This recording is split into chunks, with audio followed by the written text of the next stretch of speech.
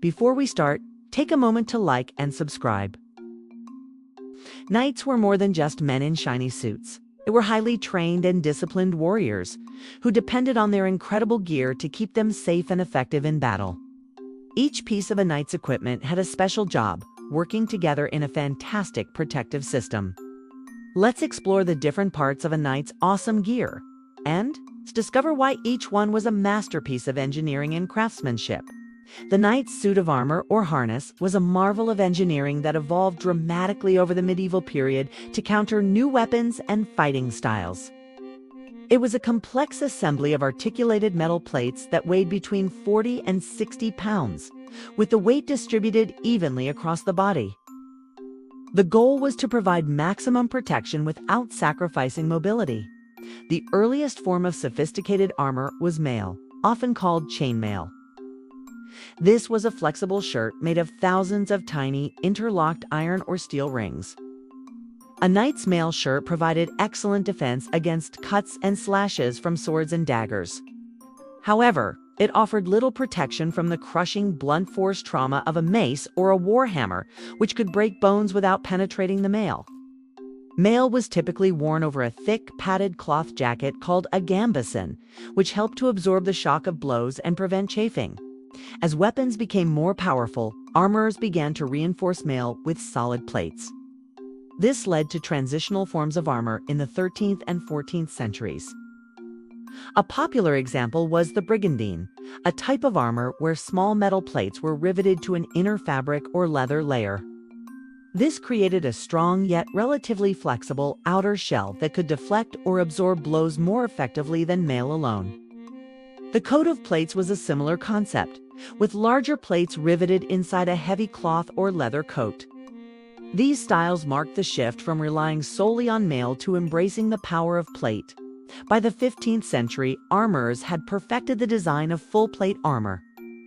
This was the ultimate in medieval body protection, crafted from large, curved plates of hardened steel that deflected blows rather than absorbing them.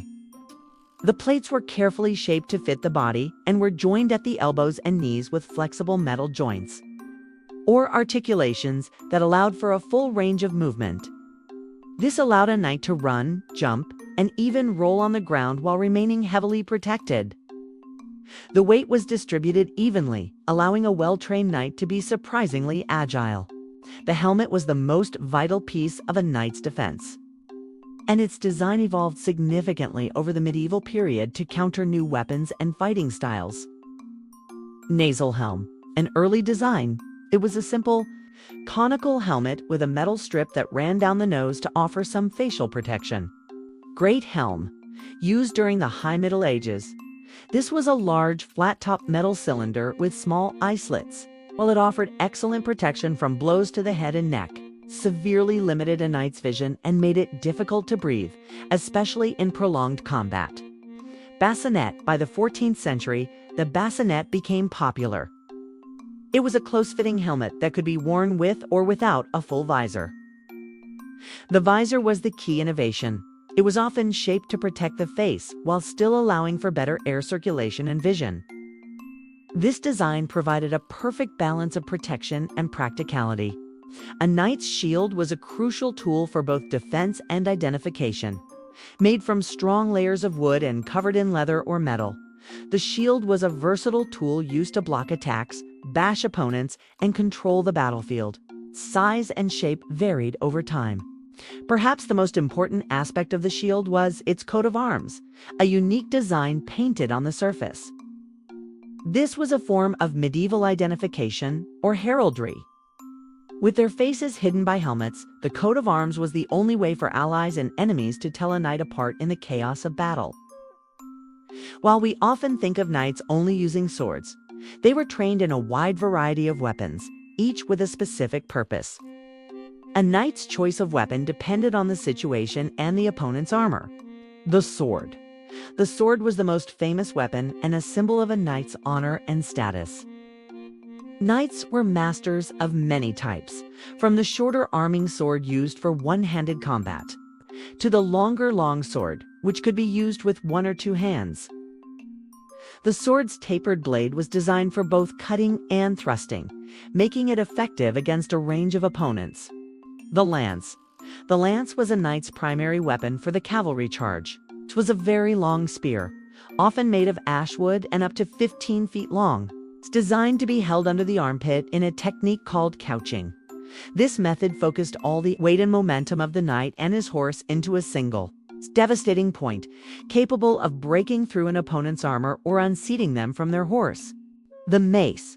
A mace was a blunt weapon designed to defeat armor through pure force. Its heavy metal head, often with a spherical or flanged shape, delivered powerful crushing blows that could dent or shatter an enemy's plate armor.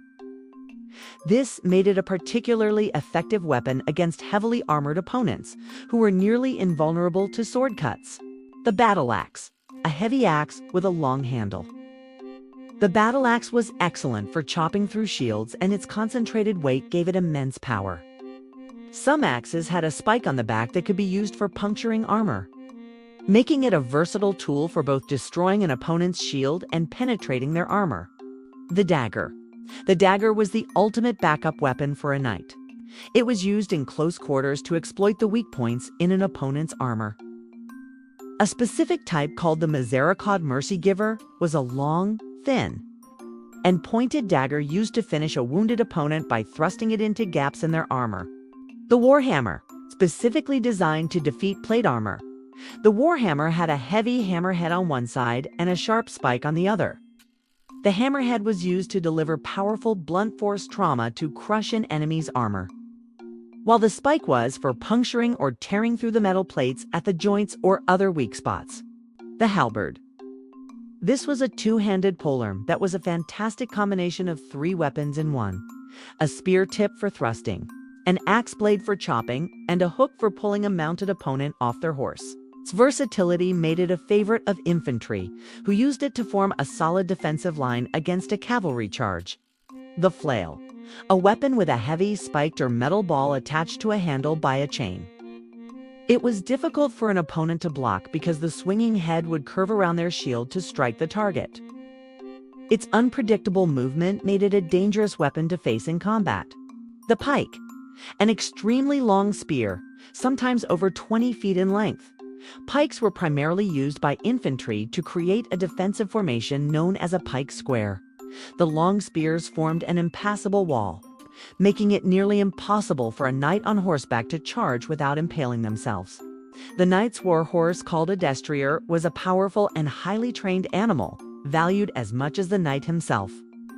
A destrier was not simply a large horse. It was a specific breed, typically a stallion, selected for its strength, stamina, and courageous temperament. They were bred for the rigors of combat and could withstand the weight of a knight in full armor and the chaos of battle. A single well-trained destrier could be worth more than a manor house, making it one of the most valuable assets a knight possessed. These horses were trained from a young age to be fearless in combat. They learned to remain calm amidst the clash of steel, the shouts of men, and the blaring of trumpets. A well-trained destrier would even use its powerful hooves and teeth to attack an enemy on command. The horse's protection was called barding, and it could be made of thick leather, hardened fabrics, or articulated steel plates, similar to a knight's own armor. A knight's horse also wore a comfortable saddle that helped the knight stay steady during battle. Taking care of their horse was one of a knight's most important duties.